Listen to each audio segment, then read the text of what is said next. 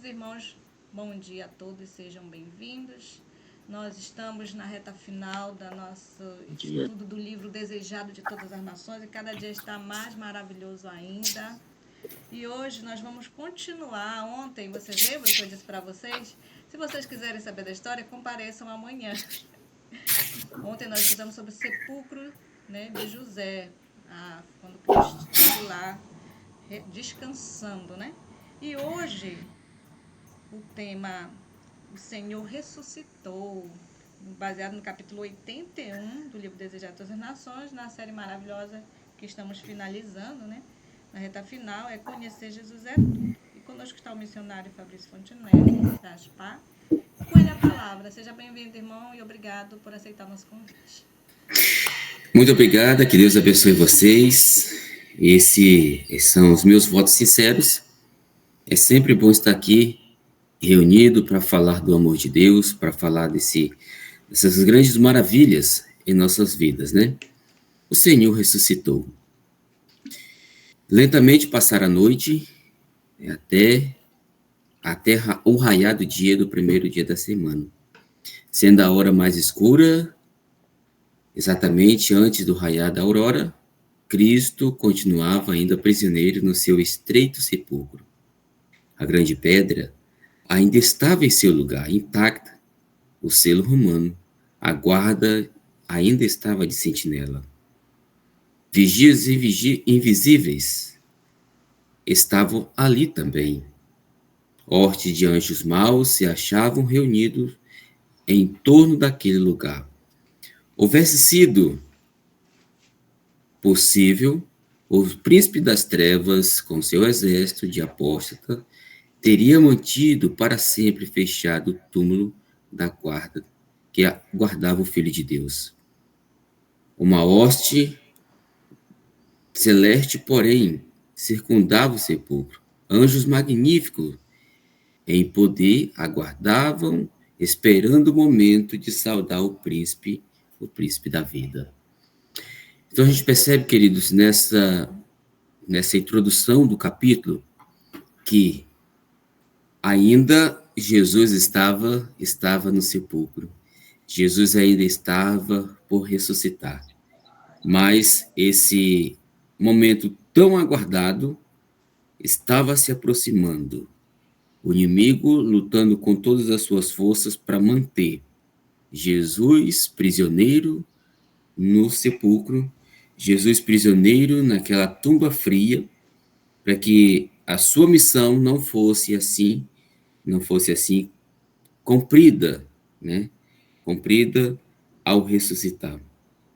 Bravos soldados foram também comissionados para estar ali de vigia, soldados romanos, estar ali de vigia, evitando que algum dano acontecesse no que diz respeito à quebra do selo, quem sabe até o corpo de Jesus fosse roubado. Mas eles ficaram atemorizados diante do poder humano. São agora como cativos, aprisionados, sem espada e sem lança. Ao passo que aquele anjo magnífico em poder, como a irmã Alexandra mencionou agora há pouco no texto de Mateus, capítulo 28, versículo de 2 até o 4, quando aquele anjo magnífico em poder desceu do céu, os soldados, aqueles bravos soldados romanos, soldados estes que nunca ficaram atemorizados diante de algum poder humano, agora eles ficaram paralisados, aprisionados e como cativos diante da face daquele poderoso anjo que descia. Apavorados, com medos e como mortos. Eles congelaram, eles paralisaram diante das cenas que eles estavam vendo. Este mensageiro é o que ocupa a posição da qual Satanás caiu. Fora este mesmo mensageiro que desceu para chamar Jesus, que esteve também presente nas colinas de Belém proclamando o nascimento de Cristo. A terra treme diante da sua face. As trevas também se dissipam quando ele se aproxima.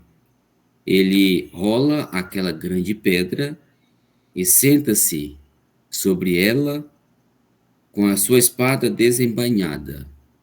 Os anjos mal fogem, os soldados caem no chão como mortos. Nada poderia, nada mesmo poderia impedir de Jesus sair daquela tumba fria. O Senhor ressurgiu, ele em sua majestade e glória.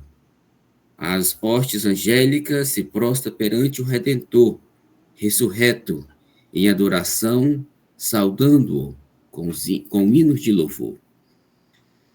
Um terremoto assinalara a hora em que Jesus depusera a vida. Outro terremoto indicou o momento em que a retomou em triunfo. Então a gente percebe que dois acontecimentos assinalam ali exatamente o momento em que acontecera. Um terremoto no momento em que Jesus morrera, e um outro terremoto no exato momento em que Jesus retoma a sua vida novamente. Ao morrer Jesus, tinha os soldados visto a terra envolta em trevas ao meio-dia.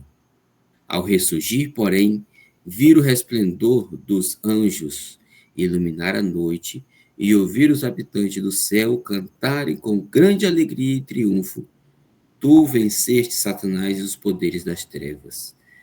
Tu tragastes a morte na vitória. Então a gente percebe que aqueles soldados, eles tiveram grandes privilégios. Privilégio esses de acompanhar os acontecimentos, tanto no período da morte de Cristo, quanto o acontecimento no período da sua ressurreição, no período do seu surgimento dos mortos. E ali eles puderam contemplar. Cristo saiu do sepulcro glorificado. E a guarda romana o contemplou tudo isso. Seus olhos fixaram-se no rosto daquele que havia tão pouco tinha escarnecido e ridicularizado. Então, os olhos daqueles soldados romanos, quando a Bíblia diz que eles estavam como mortos, não quer dizer desmaiados, sem consciência, mas eles estavam congelados, né, paralisados, sem ação, mas a mente estava consciente, né? O seu cérebro estava funcionando, seus olhos estavam enxergando as cenas que estavam à sua volta. Ele simplesmente não tinha ação para fugir diante daquela cena. E ali, os olhos dos soldados estavam fixados, né, no rosto daquele que, algum tempo atrás, eles tinham ridicularizado e escarnecido. Neste ser glorificado, viram o prisioneiro que tinham contemplado no tribunal. Aquele para quem haviam tecido uma coroa de espinho, era aquele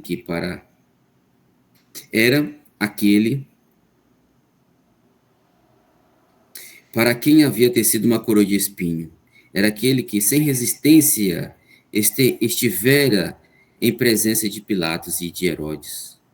O corpo lacerado pelos cruéis açoites era aquele que fora pregada na cruz, para quem os sacerdotes e os príncipes, cheios de satisfação própria, havia sacudido a cabeça dizendo: salvou os outros e a si mesmo não pode salvar-se. Então a gente percebe que essas cenas vieram, né, em forma de uma retrospectiva na mente daqueles soldados. E eles puderam contemplar ali, na íntegra, o antes e o depois. Alguém que antes era simplesmente um moribundo, sendo chicoteado, todo dilacerado pelos açoites romanos, alguém que carregava sobre sua cabeça uma coroa de espinho, agora ressuscitando dentre os mortos, glorificado. ressuscitando como um vencedor, ressuscitando como uma majestade do céu e sendo recepcionado por um grande número de anjos celestiais. E os soldados começaram a ver, né? Eles contemplavam todas aquelas cenas. A visita dos anjos, a vista dos anjos e do Salvador glorificado, a guarda romana desmaiaram e ficaram como mortos, quando a comitiva celeste foi oculta aos seus olhos. Eles se ergueram tão rápido como lhe permitiram os trêmulos membros e encaminharam-se para a porta do horto, cambaleando como bêbados, precipitando-se para a cidade. Então a gente percebe aqui, meus queridos, que quando aquela cena se dissipou diante dos olhos daquela guarda romana, agora eles tiveram atitude, tiveram ação, e levantando-se, mesmo ainda cambaleando, de tanto pavor, eles estavam abismados, né, diante daquela cena que tinham assistido, e agora eles com mais rapidez possível, embora trêmulo, sem força nas pernas, mas eles se esforçavam o máximo possível para sair daquele lugar, fugir daquele momento, né? E ao sair daquele local, eles saíam dando as maravilhosas novas daquele com quem se encontravam. Então, com quem ele se encontrava ao longo do caminho, eles, apavorados, mas contando as cenas que tinham contemplado de forma visível diante dos seus olhos. E agora eles começavam a falar de que Jesus estava vivo, Jesus ressuscitara, e eles mesmos só eram testemunha, porque eles puderam contemplar Jesus saindo do sepulcro, né, como grande rei, como uma pessoa triunfante. Estranha era o aspecto daqueles soldados. O semblante daqueles soldados ainda estava desfigurado. Tremendo de temor, face desmaiadas, testificaram da ressurreição de Cristo. Disseram tudo exatamente como tinha visto. Não haviam tido tempo para pensar ou falar qualquer coisa que não fosse a verdade. Então, naquele momento, eles não tiveram tempo para bolar uma outra fala, para pensar em uma outra fala que não fosse verdade. O que eles tinham em mente, eles simplesmente relatar, né? Tudo aquilo que eles viram, tudo aquilo que eles contemplaram. Com doloroso acento, disseram, foi o Filho de Deus que foi crucificado. Ouvimos o anjo a proclamá-lo, a majestade do céu, o Rei da Glória. O rosto dos sacerdotes estava como de um morto. Então, percebemos que quando estes soldados, se dirigindo a Pilatos, no caminho, eles foram desviados para se encontrar primeiramente com os sacerdotes. E quando Anás e Caifás, ali, os sumos sacerdotes, ouviram dos lábios daqueles soldados as cenas que eles tinham contemplado, também eles se empalideceram, eles se estremeceram dentro de si, né, pelo fato de ter descoberto, pelo fato de que realmente tudo aquilo que já tinha sido predito por Cristo, os soldados foram testemunha dos acontecimentos. Caifás tentou falar neste momento, moveram-se os seus lábios, mas não conseguiu emitir nenhum som. Então a gente percebe que aquelas palavras, né, dando testemunho da ressurreição de Jesus, isso causou um tão grande impacto na vida daqueles homens assassinos, daqueles homens que levaram Jesus à crucifixão, eles ficaram estarrecidos diante daqueles relatos. Os soldados estavam para deixar a sala do conselho quando os deteve uma voz. Nesse momento, Caifás agora toma a palavra. Aquilo que ele tentava falar no começo, aonde ele não tinha voz para falar, agora ele respira e agora ele fala. Caifás conseguira falar por fim. Esperai, disse Caifás. Não digais a ninguém o que viste. Uma mentirosa história foi então posta na boca dos soldados. Dizei, vieram à noite os seus discípulos e dormindo nós o furtaram. Então a gente percebe que os soldados não tiveram essa ação de transmitir um relato mentiroso, mas de forma astuciosa e diabólica, ali Caifás, o sumo sacerdote, elaborou então esse plano para que essa falsa notícia fosse dada por meio dos soldados.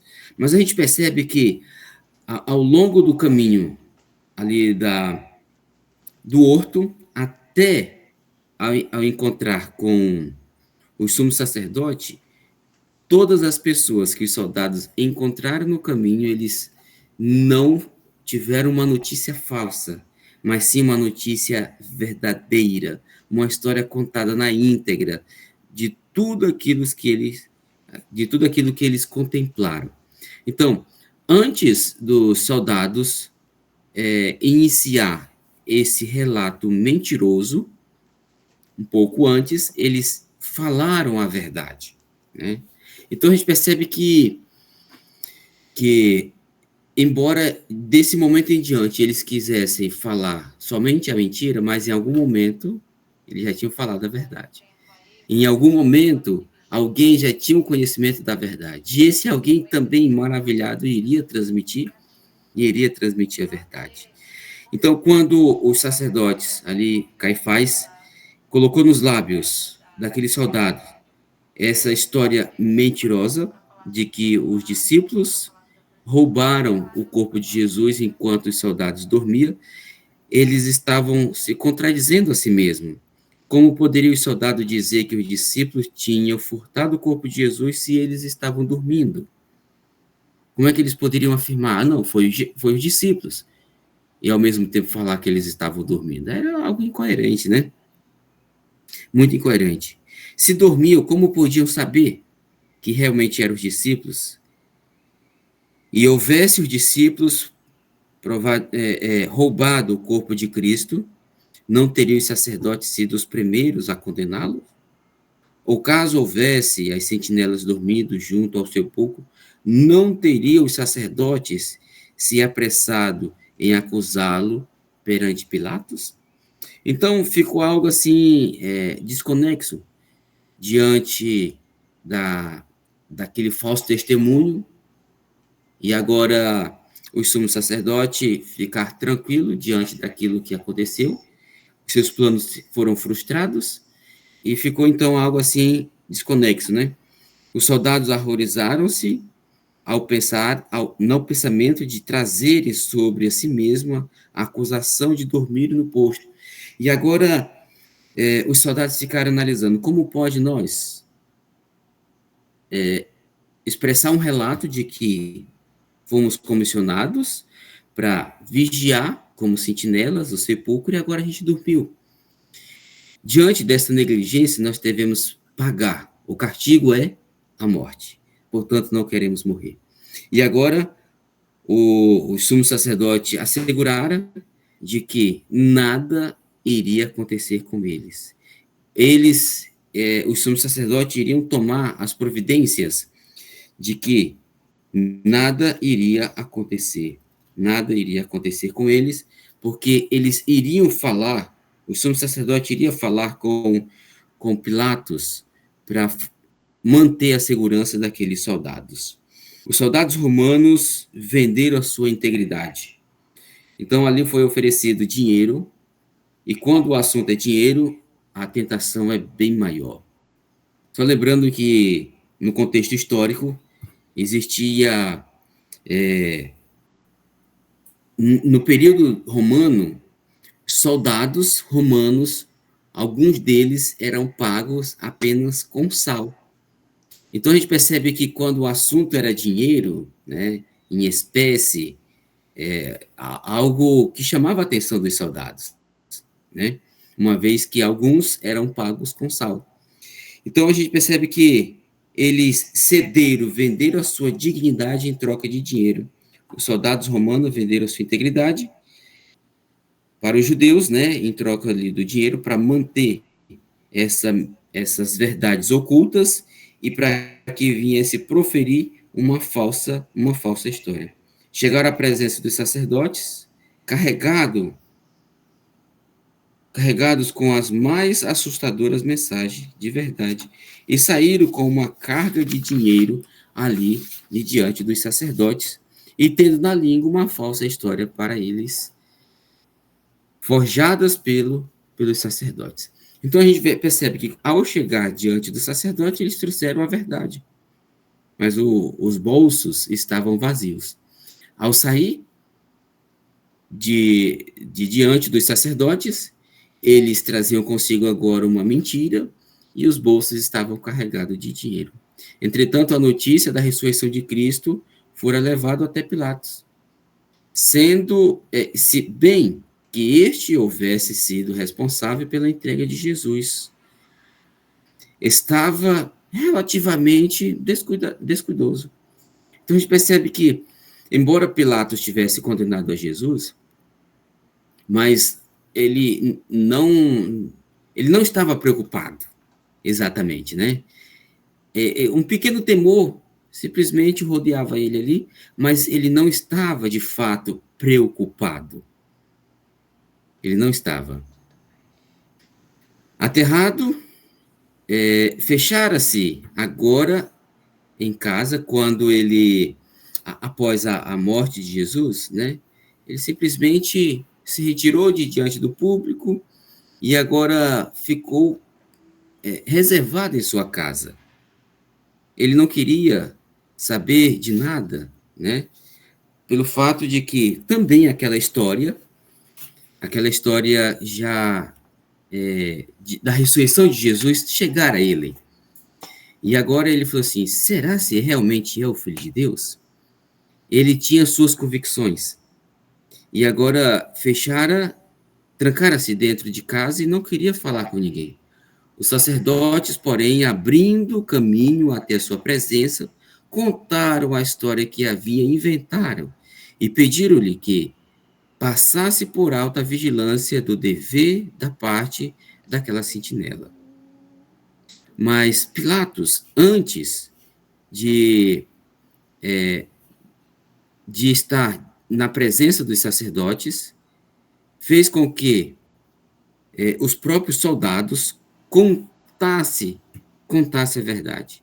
E agora estes sentinelas, os soldados que estavam em sentinelas diante do túmulo de Cristo, com medo dos castigos, para Pilatos, eles contaram a verdade. Contaram a verdade. E agora Pilatos tirou deles a narração de tudo quanto ocorrera. Pilatos conseguiu tirar dos soldados a verdade, embora que os soldados contassem a mentira elaborada pelos sacerdotes para o povão, mas para Pilatos eles contaram a verdade. E quando Anás e Caifás chegou na presença de Pilatos, Pilatos já estava ciente daquilo que realmente acontecera. Não levou adiante a questão, mas desde aquele dia não houve mais paz para ele. Agora sim, um peso de consciência tomou de conta de Pilatos.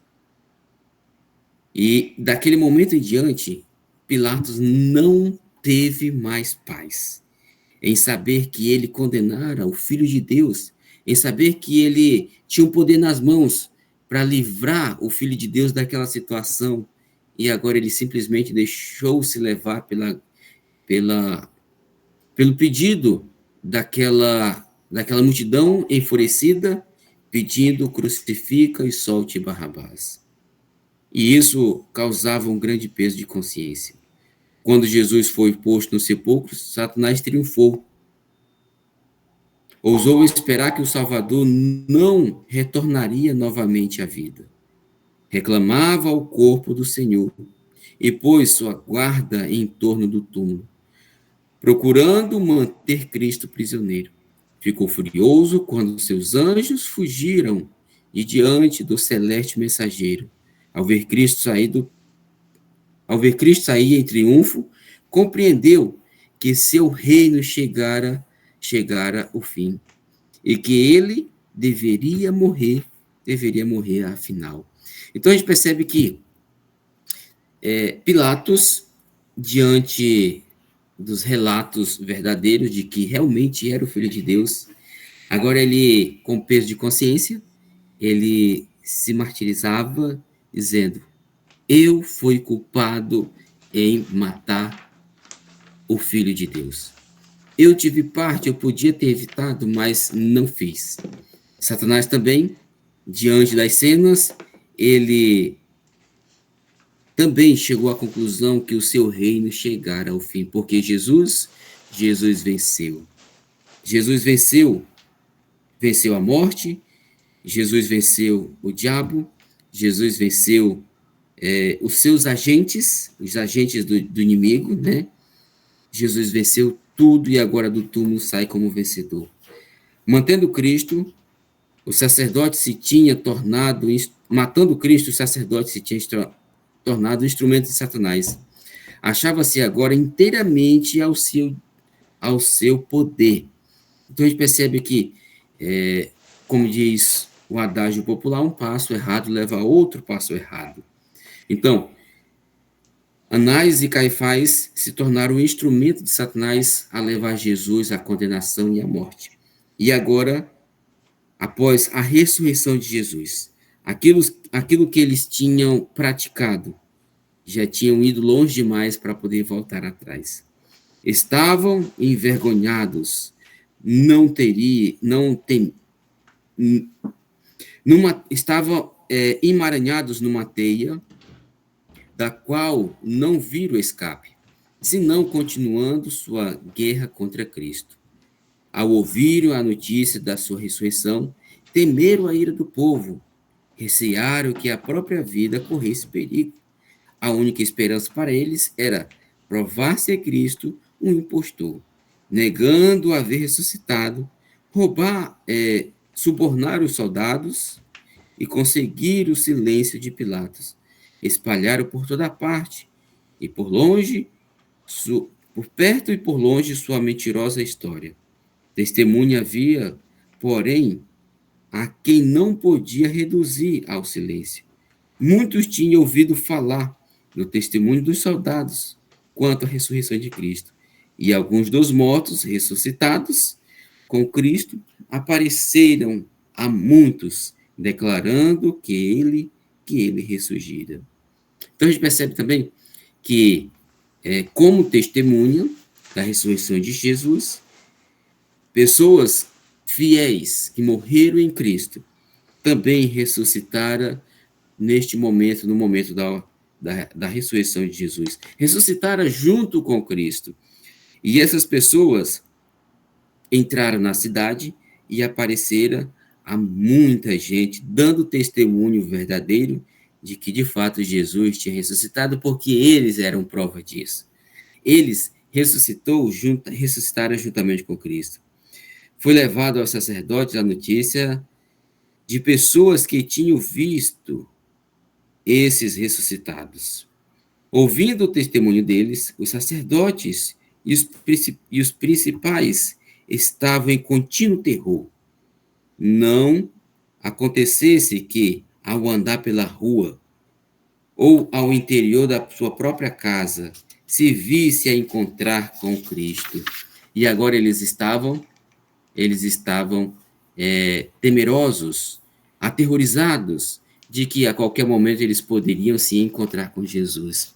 Sentiu que não havia segurança para eles. Ferrolhos e travas não passavam de frágeis proteção contra o Filho de Deus. De dia e de noite achava-se diante dele aquela horrível cena do tribunal, quando clamaram: o sangue caia sobre nós e sobre os nossos filhos. Nunca mais se havia-lhe de apagar da memória aquela cena. Jamais desceria sobre eles um sono tranquilo. Então a gente percebe que os sacerdotes ali, diante daquelas cenas verdadeiras que eles, embora contando histórias falsas, mas eles tinham plena consciência de que eram verdadeiras. Agora, eles não tinham, eles imaginavam de que se Cristo aparecesse agora diante de mim, como ficarei? Se o Filho de Deus agora surgir diante da minha face, o que será de mim? E esse terror de um pensamento comprimido pela culpa, agora eles carregavam sobre seus ombros. O peso de consciência estava sobre si. E agora os sumos sacerdotes, aterrorizados, nunca mais tiveram um sono tranquilo. As insônias da noite perturbavam a sua mente e fazia com que o sono se dissipasse. Pelo fato de que agora Jesus ressuscitara e o poder da morte não tinha mais sobre ele, e que as pessoas, um grande número, também tinha esse conhecimento. Cristo ressurgiu dos mortos como as primícias daqueles que dormem. Então Jesus, ele ressurgiu dentre os mortos. Jesus é a primícia daqueles que irão ressuscitar para receber das mãos de Jesus mesmo a coroa da vida eterna. Era representado pelo molho movido, e sua ressurreição teve lugar no próprio dia em que o mesmo devia ser apresentado perante o Senhor. Então, veja só. No passado, existia um momento de gratidão, aonde era colhido, né, uma quantidade de grãos, e esse grão atado em feixes, eles eram apresentados como primícia diante do sacerdote. E daí, após o sacerdote dar a bênção, é que tinha a permissão para colher o restante do plantio.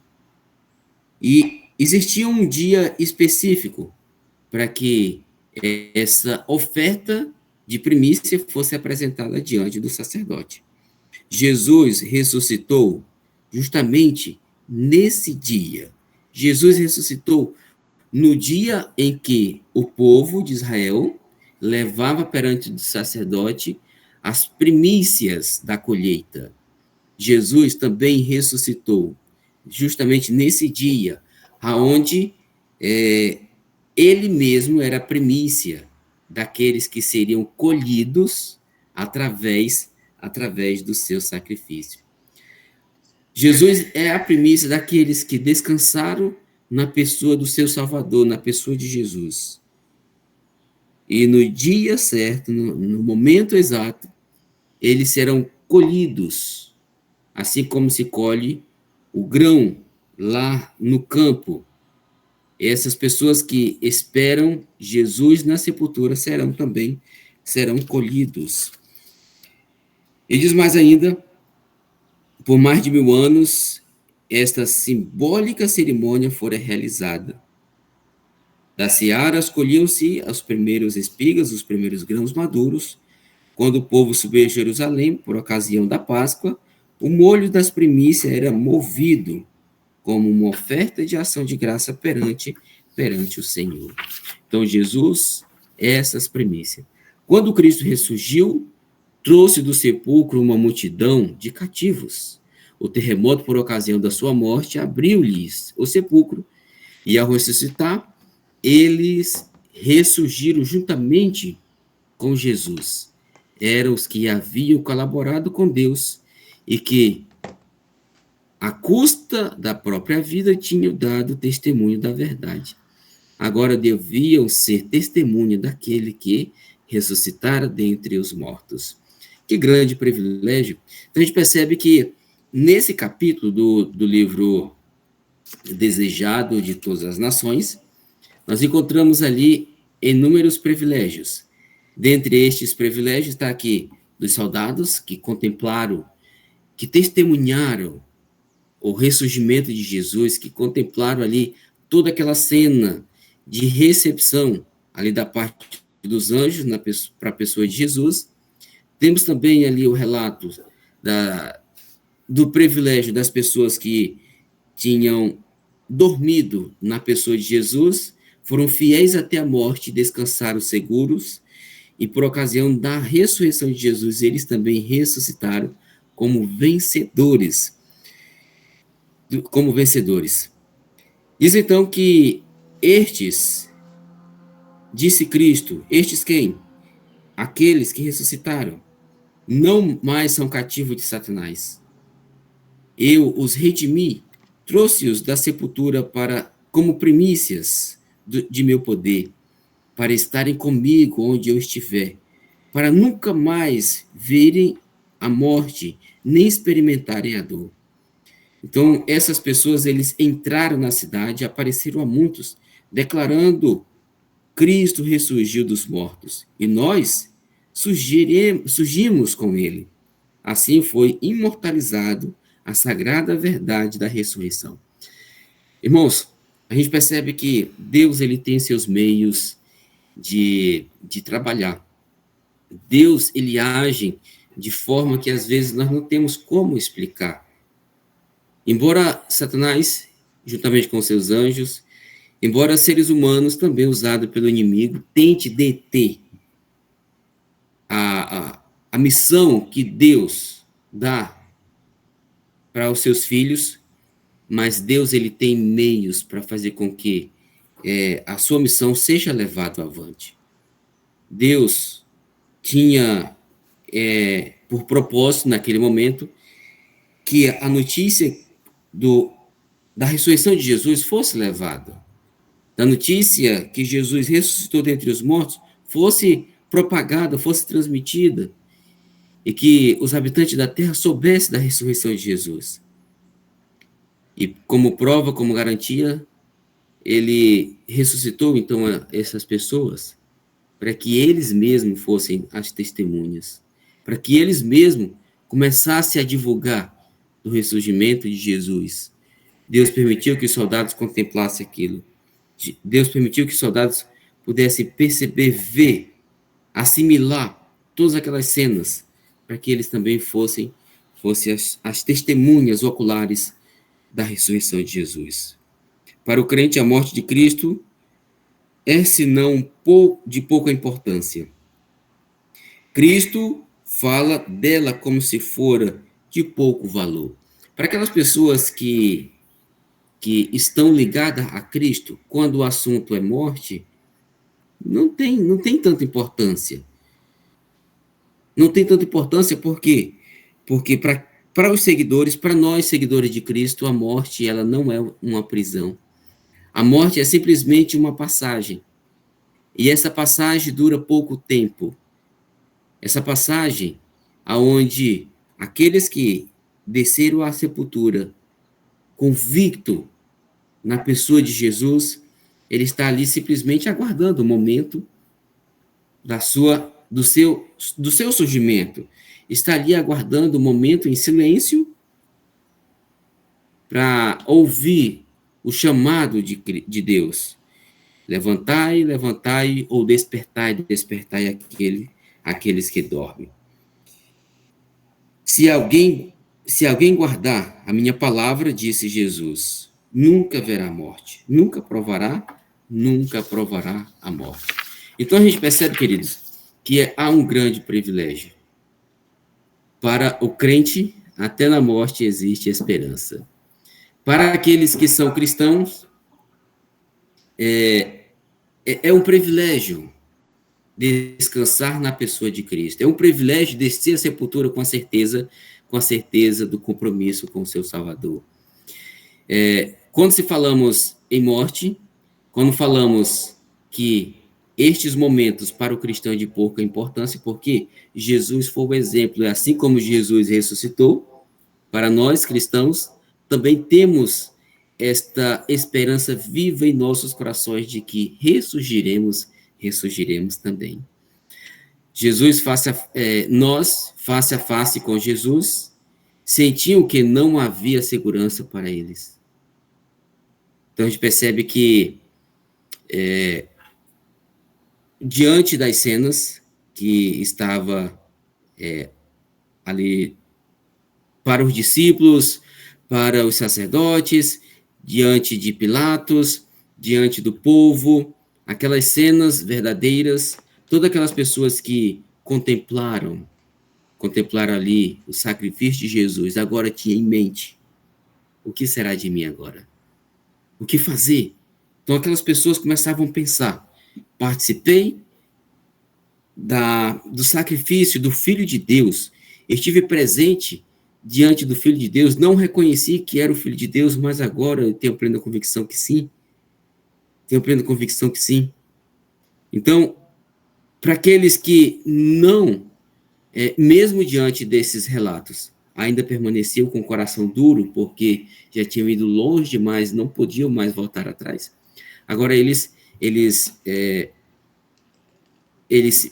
criavam um sentimento de vergonha e de horror diante de si. Cristo ressurgiu dentre os mortos como primícia daqueles que dormem. Essa história era repetida com frequência, repetida e repetida.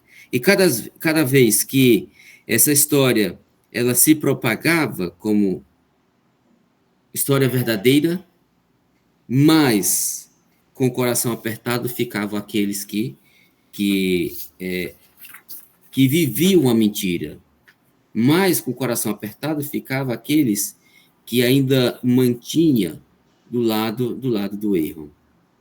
E agora, queridos, eu quero concluir com um pequeno trecho aqui do livro Desejado de Todas as Nações, no capítulo 81, que fala sobre a ressurreição de Jesus. Diz assim, esse pequeno trecho para nossa conclusão: assim será a voz de Cristo, quando Jesus retornado como vitorioso nas nuvens do céu, ele também irá chamar aqueles que um dia descansaram na sua pessoa. E essas pessoas irão ressurgir como vitoriosos, assim como Cristo também ressurgiu da sepultura vitorioso. Os seus filhos fiéis, que um dia descansaram em Cristo, ressurgirão vitoriosos. Queridos, essa é a nossa esperança. Se morrermos com Cristo, seremos também vencedores. E que a história da ressurreição de Jesus venhamos, mesmo em nossos dias, propagar a notícia verdadeira: Jesus vive e é meu Redentor. Ele mora no meu coração e eu tenho prova disso. Jesus está comigo, porque o meu Deus é um Deus vivo e não um Deus morto. Ele me ouve, ele me protege, ele me guarda e ele está nessa trajetória que eu estou trilhando rumo a Canaã Celestial. Que Deus abençoe, meus irmãos, meus queridos que me ouvem nesse momento, e que cada vez mais sejamos pessoas crentes na ressurreição de Jesus e na sua pessoa. Amém. Amém. Amém. Amém. Amém. Amém.